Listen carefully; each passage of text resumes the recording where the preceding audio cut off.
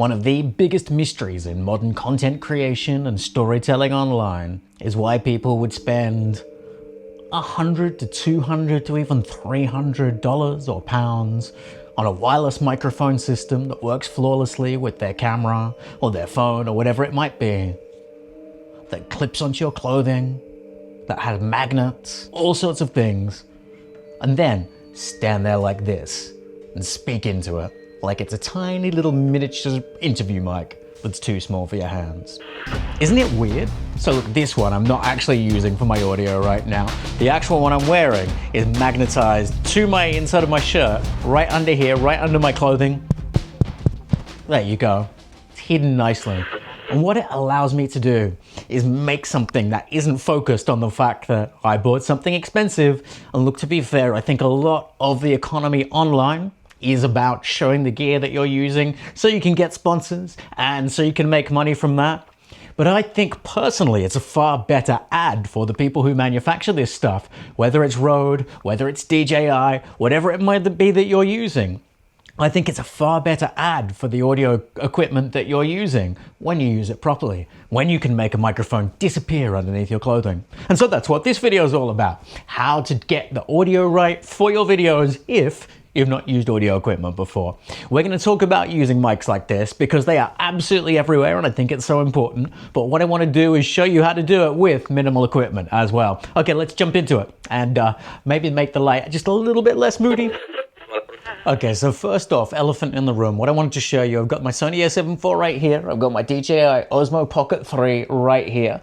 And both of these, I have microphones connected to them. I'm recording off a wireless mic under my shirt right now. As I said, I just wanted to make that known as well. Look, this has a microphone in it. This has a microphone in it. I would never use those.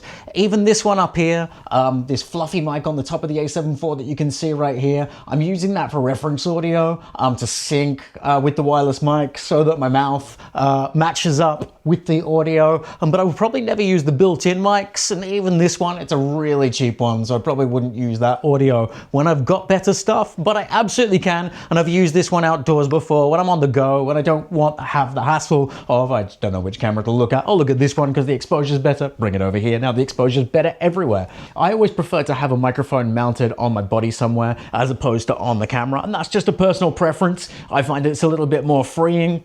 I can get as far away from the camera as I want without having to worry about my audio dropping off. But that's just a personal preference and there's nothing wrong with that. Let's just cut to the sound from this little microphone on top of the A7IV right now. I'm about my arm's distance from the camera right now, and this is what the audio is like, and then back to the wireless mic I was wearing. I think you'll find that when I've got a wireless mic like this one, sorry for the sound there, attached to my chest, the bass, the resonance in my voice is a lot better than if I go with this thing. It's going to be a lot higher, a lot tinnier. And look, it's not the greatest microphone in the world. It's a completely unbranded thing. My Rode broke, so I had to replace it with something cheap off Amazon very quickly. Not these ones. These are great. These are my Rode Wireless Go 2s.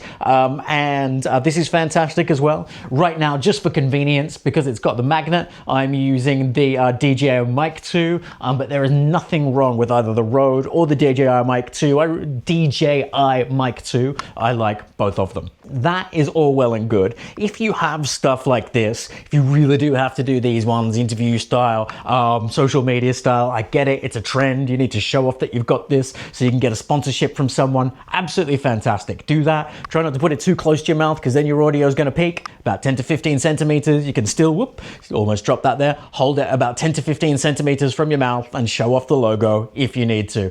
For most people who are starting out with creating content though, or not trying to get sponsorships, they're not going to have to worry about that. What they're going to be more worried about is getting the best possible quality audio. And so that's what I want to show you right now. So as I mentioned, I'm just using the magnet under here to attach this microphone to my chest. I've done the same with this one before. Now it doesn't have a magnet, the Rode Wireless Go 2. So what I've either done is strapped it on there, stuck a lav mic to my chest with like a band-aid or a plaster or something like that, or even just clip this to a second t-shirt underneath my clothing. I tend to put them on my chest right here so it gets the full resonance of my voice. If you use microphones, you want to maintain the bass, the depth in your voice, you either need one of these on top of the camera pointing right at your chest, not your mouth, which can be difficult because normally if it's on top of the camera, it is not pointing at your chest, it's pointing at your mouth, so it gets the higher tones. Or the best possible option is to attach one of these or a lav to your chest right here. A lot of people won't like having the Bluetooth that close to their chest. I'm probably an idiot for having the Bluetooth signal that close to my chest. So a lot of people will run a little lav mic plugged into there and then tape that to their chest and then have the Bluetooth, I don't know, in their pocket and giving them butt cancer or something. I might cut that out. That's a really weird thing to say. But anyway, these are the things to consider. Now, what if you don't have any of this stuff? So you're out filming, you've got a camera, you want to record something, but you've left your mic at home or you just don't own one. And what most people have in their pockets is one of these, a telephone. And what you can do is open up the built-in voice recorder app. It's voice memos on the iPhone. I can't remember what the Android equivalent's called, but if there's not one pre-installed on your phone, you can normally get one, or just open the camera and run that. I prefer just to use a voice memo app, so I'm not taking up tons of storage on it. I'll literally just do that. And look, one thing you could do is stand there like this. You might look a bit silly, or hold it further down and maybe come close to the camera so you can't see it. I will cut between the feed from my wireless mic and the feed from this so you can hear the difference. But look, that is a good way to get audio, particularly if you're further away from the camera, because as I back further away from the camera, my voice is still close enough to the phone right here. If you're wearing a jacket and you're outdoors, you could pop it in the pocket right there.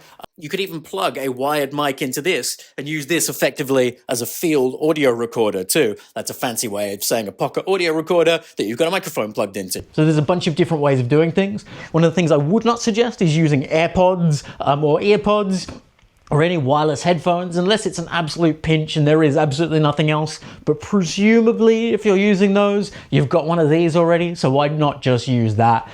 Bluetooth isn't great for audio quality, so I don't suggest using Bluetooth. I also think it looks crap on videos as well. That's my personal preference. Makes you look less like you know what you're doing. That's just my personal preference, though. Okay, so use a phone. Wait, what? That is it? Yeah, it's that simple. Microphone close to your chest, get closer to the microphone if you can, or have your phone recording for you. It really is that simple.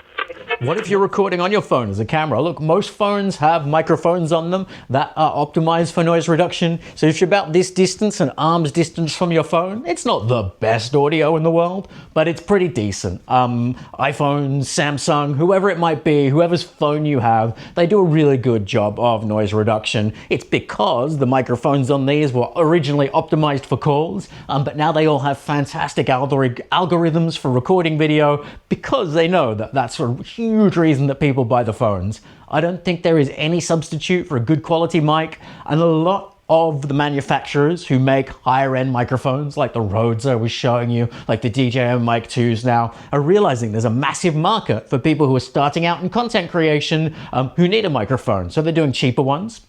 There's the Rode Minis, there's the DJI Mic Minis, there are the Hollyland Larks, there's all sorts of different microphones, really almost for absolutely any budget. So I definitely recommend wearing a wireless mic attached to yourself. If you don't like having Bluetooth or radio signals that close to your body, I don't care, as I mentioned, then use something like a phone as an audio recorder and plug a lavalier mic into it. There we go. This is a lav mic right here. It normally plugs into a headphone socket. So if you have a phone that's like a modern iPhone does not have a headphone socket, you're going to need the adapter for that. But otherwise you're good to go. You can get a little adapter for these, plug it into your phone, bing bang bong, you've got an audio recorder. I don't know where I got bing bang bong from. Those are some basic tips for getting good quality audio. Again, it's quite simple. It doesn't require too much effort, but really a lot of these microphones nowadays are designed to be as simple as possible. So look, let's just summarize because I've said a lot there. keep the microphone as close to your body as you possibly can, around your chest to ideally pick up your voice in the most flattering tone. I would tend to avoid holding wireless microphones or anything like that right up like this, unless for some reason you are trying to show the branding on them or trying to show you are using that microphone particularly. But otherwise, I think it looks better, and I think a lot of people would agree with me if you hide your microphone. That's why these lav mics can be great as well, because you can clip them to the clothing, run the wires down underneath your clothing as well, and it looks really good. It looks really seamless.